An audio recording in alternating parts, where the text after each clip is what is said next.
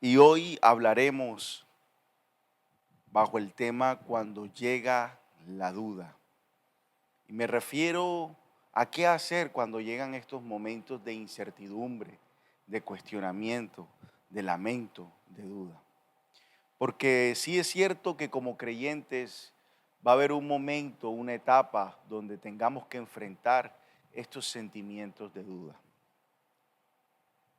En el siglo XX, un gran escritor, C.S. Lewis o C.S. Lewis, quien desde su juventud profesaba el ateísmo, él era británico y consideraba la religión como algo grotesco, como algo para ignorantes. Pero llega el caso que él se convierte a la fe después de hacer investigaciones. Y no solamente se convierte en cristiano, sino que además comienza a apasionarse por la fe hasta tal punto de hacer apología o defensa del cristianismo. Y él se convierte en un autor muy importante y escribe obras de apologética como Mero Cristianismo y también una obra muy especial donde él quería enseñarle a sus nietos sobre la fe, y aquí es donde surgen las famosas crónicas de Narnia. Pero C.S. Lewis, después de ser un gran apologeta de la fe, vive unas circunstancias difíciles en su vida, ya quizás en una etapa quizás madura de él. La pérdida de su esposa Joy. Después de haberse casado 4 años, después de 4 años de matrimonio, pierde su esposa muy temprano, muy prematuro. Y esta pérdida, esta experiencia causó en él un duelo muy fuerte, hasta tal punto que tuvo luchas con Dios.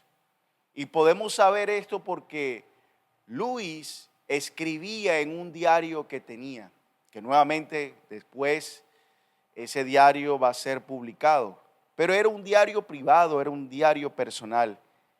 Y ahí Luis relata las experiencias, el duelo, el dolor, la frustración que él sentía al experimentar la pérdida de su esposa.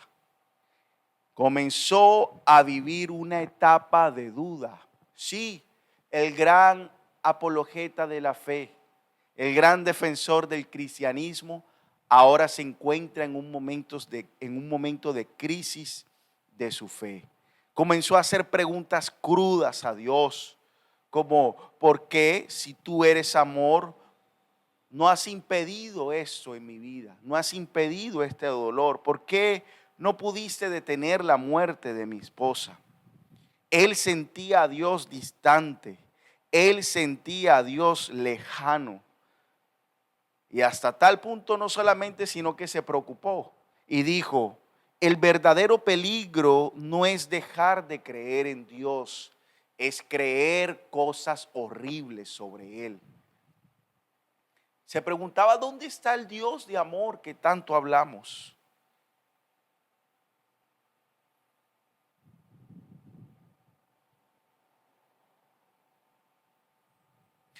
Si hasta uno de los mayores defensores de la fe pasó por una etapa de dudas y de lamento, ¿qué nos dice eso a nosotros hoy? La duda por lo general ha sido estigmatizada, ha sido satanizada y ha sido también condenada. Pero ¿cómo lidiar con estos sentimientos de duda como creyentes, siendo ya creyentes en Jesús?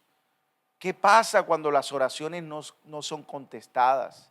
¿Qué pasa cuando yo vivo una vida en integridad, una vida piadosa, una vida de obediencia, diezmo, me congrego, leo la Biblia, oro frecuentemente, pero resulta que mi economía no mejora? Antes comienzo a perder el trabajo y aquí es donde llega la duda. ¿Qué pasa con ese padre que ora por su hijo enfermo en el hospital y le dice a la iglesia que ore, le dice a su familia que ore, pero resulta que el niño muere, su hijo muere? Aquí es donde llegan los sentimientos de duda. ¿Dónde estás, Dios? Donde llegan las afirmaciones, las quejas, las preguntas.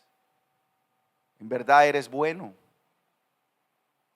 ¿Qué haces cuando llega la duda?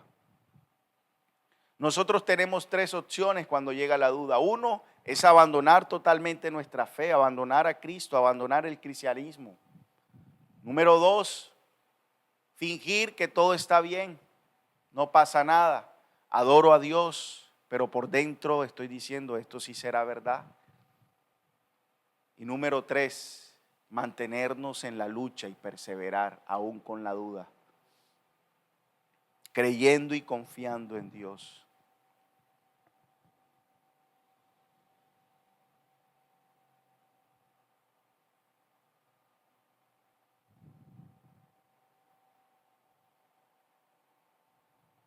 La duda es el lugar donde quizás el corazón se llena de preguntas, donde brotan reclamos a Dios. Y sabes, yo antes era del pensamiento de que eso de hacerle reclamos a Dios no está bien. Eso de lamentarnos a Dios no está bien. Eso de reprocharle a Dios, de cuestionar a Dios, de preguntar a Dios no está bien. Yo era uno de esos, pero ¿sabes qué? Leyendo las escrituras, sobre todo el libro de los Salmos, me doy cuenta que eso es muy humano, muy humano. Pensamos que el libro de los Salmos es un compendio de alabanza, de música solamente. Sí, y los salmos están divididos en salmos de alabanza, en salmos de gratitud, en salmos imprecatorios, en salmos mesiánicos, en salmos de lamento.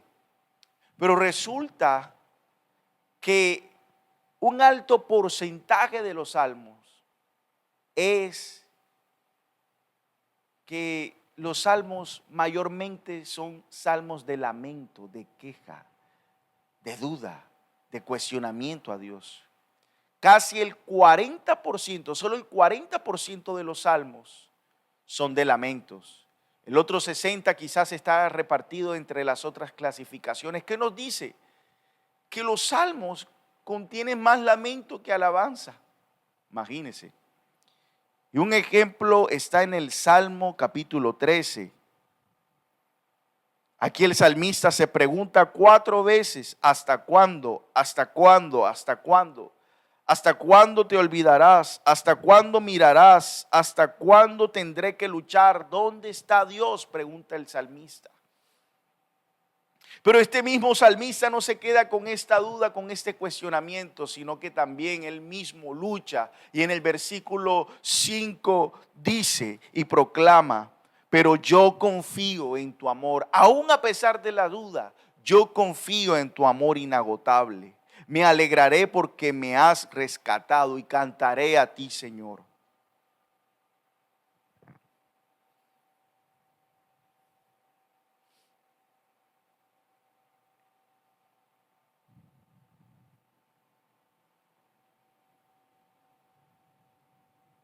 Cuando llega la duda, una de las cosas que debemos hacer es confesar delante de Dios. Muchas veces publicamos nuestros sentimientos, nuestras crisis en redes sociales, pero no, debe ser primeramente a Dios, delante de su presencia.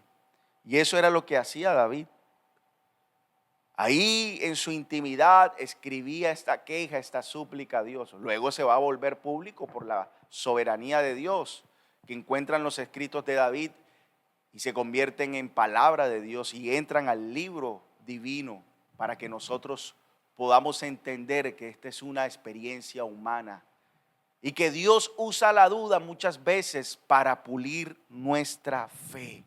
Y eso es una de las cosas que debemos entender. La duda no destruye la fe, es el taller donde Dios la forja más fuerte. Tus preguntas no alejan a Dios, tus preguntas pueden ser el puente para encontrarte más cerca de Él. En ese momento en que Tomás dudó, Jesús le dijo: ven, acércate y toca. En ese momento en que Pedro dudó y se hundió en el agua, Jesús llegó y lo levantó. Le dijo: hombre de poca fe, le dijo: ¿por qué dudas? Pero fue el momento en que quizás el Señor fortaleció su fe y lo levanta. La duda puede servir como un canal para fortalecernos si perseveramos confiando en Dios, aún a pesar de los sentimientos de duda y aún a pesar del silencio que quizás sentimos de Dios. Y ese silencio no es ausencia de Dios, es el espacio donde tu fe aprende a escuchar su voz. Mira, aunque tu fe tiemble, aunque haya dudas, la fidelidad de Dios no se mueve.